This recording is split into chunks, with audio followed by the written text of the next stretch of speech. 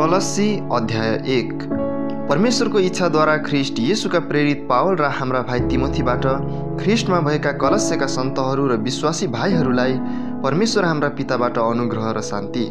तिमीहरूका निम्ति प्रार्थना गर्दा हामी आफ्ना प्रभु येशू ख्रिस्टका पिता परमेश्वरलाई सधैँ धन्यवाद चढाउँछौँ, किनकि ख्रिस्ट येशूमा तिमीहरूका विश्वास र सबै सन्तहरूप्रति तिमीहरूका प्रेमको विषयमा हामीले सुनेका छौँ, जुन चाहिँ तिमीहरूका निम्ति स्वर्गमा राखिएको आशाको कारणले नै हो। यस विषयमा तिमीहरूले अघि नै सत्यको वचन अर्थात् सुसमाचारमा सुनेका छौ। यो सुसमाचार तिमीहरूका आएको छ र साँच्चै सारा संसारमा फलदायी भई बढिरहेछ।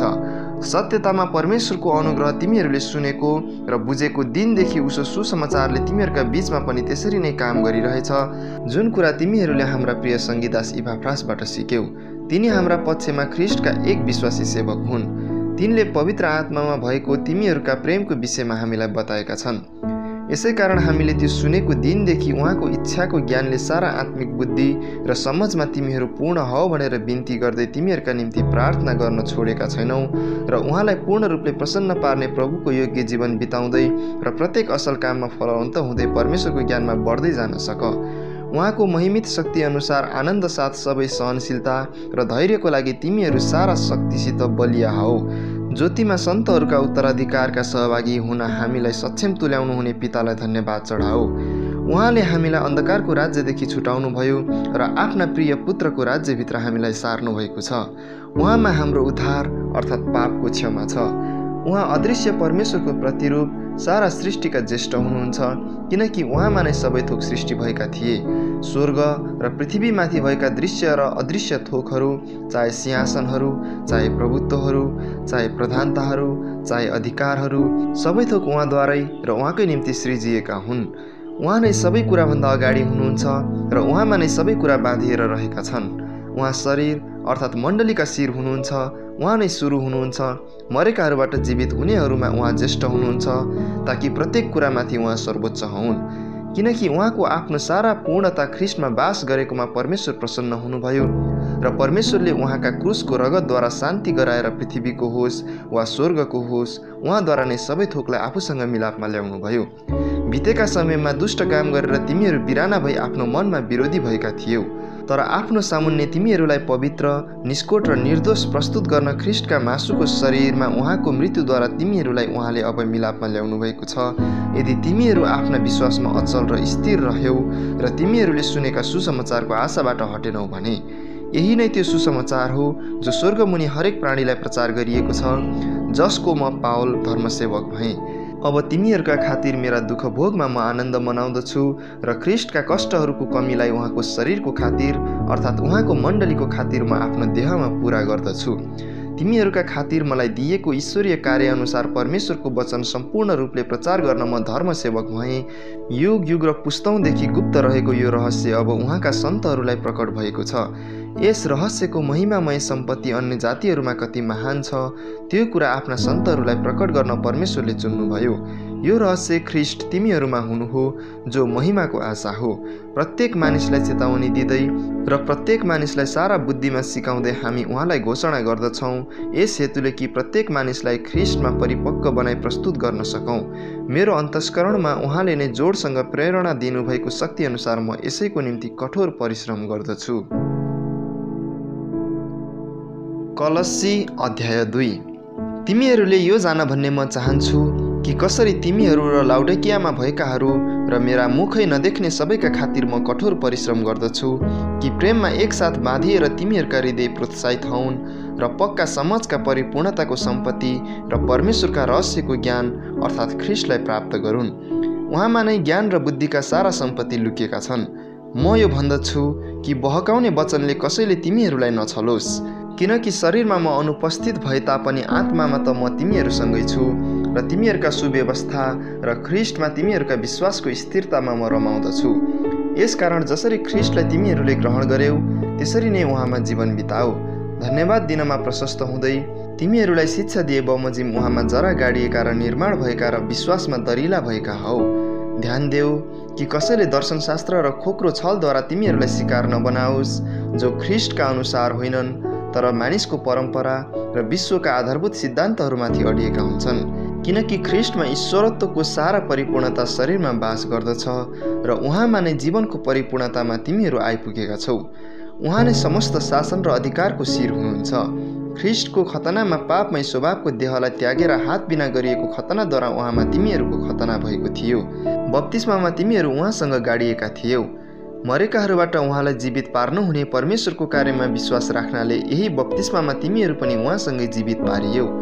तिमीहरू आफ्ना अपराध र शरीर अनुसार बेखतनामा मरेका थियौ, तर परमेश्वरले हाम्रा सबै अपराध क्षमा गरिदिएर उहाँसँगै जीवित पार्नुभयो र हाम्रो विरुद्धमा रहेको तमसुक र त्यसका सबै कानुनी दाबीहरूलाई क्रुसमा किला ठोकी रद्द गरिदिनुभयो।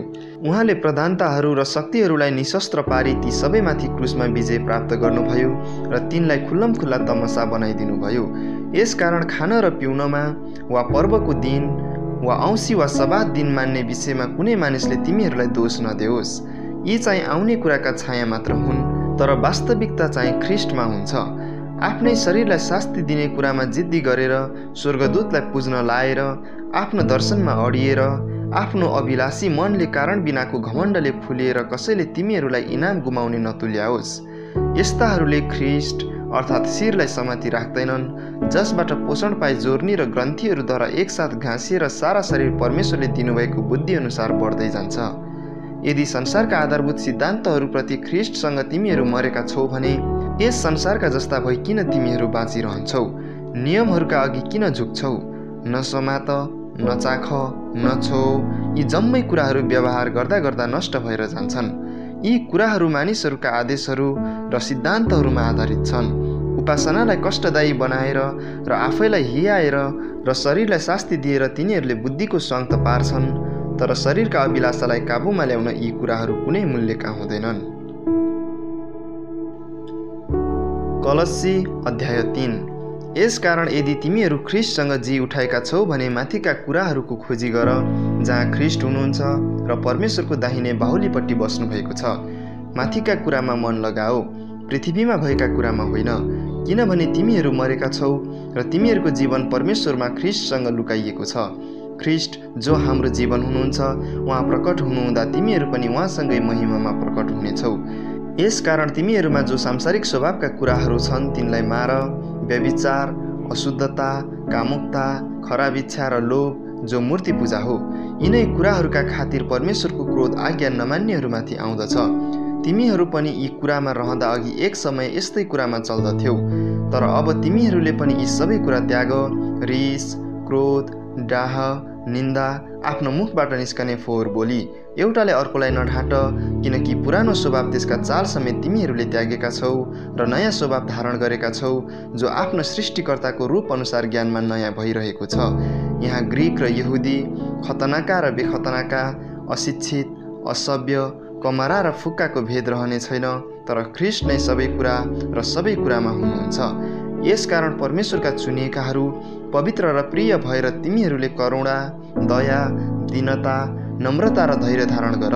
एउटाले अर्कोलाई सहने गर। कुनै मानिसको विरुद्धमा केही दोषको कारण छ भने एक अर्कालाई क्षमा गर्ने गर। जसरी प्रभुले तिमीहरूलाई क्षमा गर्नुभएको छ, त्यसरी तिमीहरूले पनि क्षमा गर्नुपर्छ। यी सबैभन्दा बढी बरु प्रेम धारण गर, जसले सबै थोकलाई सम्पूर्ण एकतामा एकसाथ बाँध्छ। ख्रिस्टको शान्तिले तिमीहरूका हृदयमा राज्य गरोस्। साँच्चै तिमीहरू त्यसको निम्ति एउटै शरीरमा बोलाइएका थियौ। तिमीहरू धन्यवादी हौ। ख्रिस्टको वचन तिमीहरूमा प्रशस्तसँग बास गरोस्। पुरा बुद्धिमानी साथ एउटाले अर्कोलाई सिकाऊ र अर्ती देऊ र परमेश्वरप्रति आफ्नो हृदयमा रहेको कृतज्ञता साथ भजन, स्तुति र आत्मिक गान गाऊ। कुरा वा काममा जे गर्छौ, सबै कुरा उहाँद्वारा नै परमेश्वर पितालाई धन्यवाद चढाउँदै प्रभु येशूको नाउँमा गर। पत्नी हो, प्रभुको दृष्टिमा सुहाउँदो गरी आफ्ना पतिहरूका अधीनमा बस। पति हो, आफ्ना पत्नीहरूलाई प्रेम गर र तिनीहरूप्रति कठोर नहौ।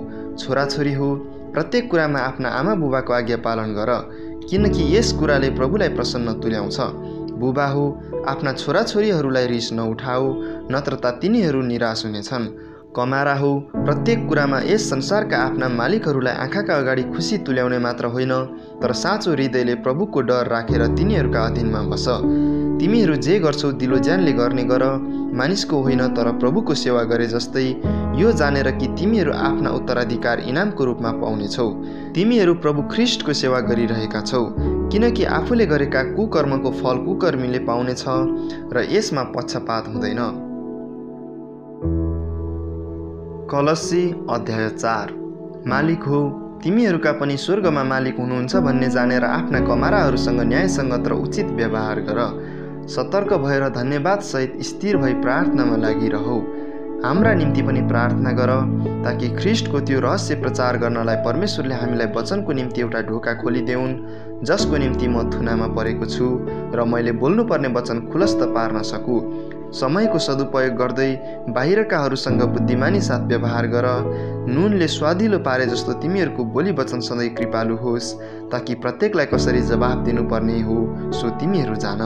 मेरो विषयमा सबै कुरा प्रिय भाइ, विश्वासी धर्मसेवक र प्रभुमा सङ्गी दास तुखिकसले तिमीहरूलाई भन्नेछन्। यस अभिप्रायले नै मैले तिनलाई तिमीहरू कहाँ पठाएको हुँ कि तिमीहरूले हाम्रो विषयमा थाहा पाऊ र तिनले तिमीहरूका हृदयलाई प्रोत्साहित तुल्याउन्। तिनीसँग ओनेसिमस आउँदैछन्, जो तिमीहरू मध्येका एकजना हुन् र तिनी हाम्रा विश्वासी र प्रिय भाइ हुन्। यहाँको सबै हालखबर तिनीहरूले तिमीहरूलाई बताउनेछन्। मेरा सङ्गी कैदी अरिस्तार्खसले तिमीहरूलाई अभिवादन पठाएका छन्। बारनाबासको भानिज मर्कुसको पनि अभिवादन। तिनको विषयमा तिमीहरूले आदेश पाइसकेका छौ। तिमीहरू कहाँ आए भने तिनलाई स्वागत गर। युस्तस नाउँ भएका येशूले पनि तिमीहरूलाई अभिवादन पठाएका छन्। परमेश्वरका राज्यको निम्ति मेरा सहकर्मीहरूमध्ये यहुदी विश्वासीहरू यिनीहरू मात्र हुन्। यिनीहरूद्वारा मलाई सान्त्वना मिलेको छ। तिमीहरू मध्येका एकजना ख्रिस्ट येशूका दास इपाफ्रासले पनि अभिवादन पठाएका छन्। तिनले आफ्ना प्रार्थनामा परिश्रम साथ सधैँ तिमीहरूलाई स्मरण गर्छन्, ताकि तिमीहरू परिपक्व हौ र परमेश्वरका सारा इच्छामा सम्पूर्ण रूपले निर्धक्क भई बस्न सक। किनकि म तिनको निम्ति गवाही दिन्छु कि तिमीहरू र लाउडिकिया र हिरापोलिसमा हुनेहरूका निम्ति तिनले घोर परिश्रम गरेका छन्। प्रिय वैद्य लुका र डेमासले पनि तिमीहरूलाई अभिवादन पठाएका छन्। लाउडिकियाका भाइहरू र नुम्फास र तिनका घरमा भएका मण्डलीलाई मेरो अभिवादन देऊ।